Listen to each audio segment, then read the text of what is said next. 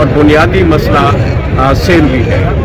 अच्छा, इसकी एक लंबी तारीख है, इसे ऐसे ना लिया जाए। इस वक्त हम यूनिवर्सिटी के गेट पे तमाम लोग मौजूद हैं।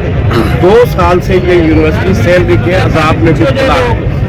आज वो दिन है जिस दिन हम यूनिवर्सिटी में किसी से ये बात ही नहीं कर सकते कि हमारा मसला सैलरी है।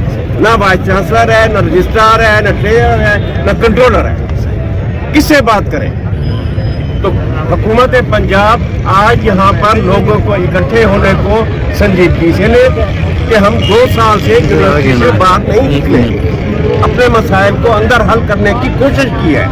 आज अगर ये तमाम मुलाजमीन बाहर निकले हुए हैं, बुनियादी वजह यह है कि यूनिवर्सिटी में कोई है ही नहीं जिससे बात की जा सके।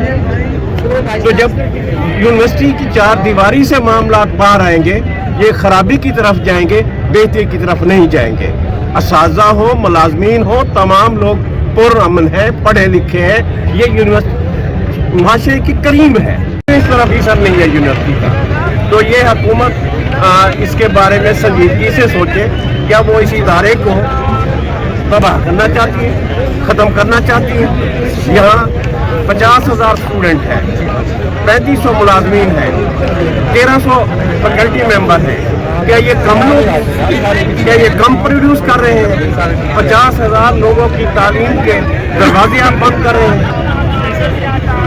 तो हमारी पुरजोर दरख्वास्त है, रिक्वेस्ट है, मिन्नत है, एहतजाज है कि जी दोबारा यूनिवर्सिटी में पोटेंशियल भी है, इसको संभाला भी जा सकता है। इसके मामलात को संजीदगी से लिया जाए।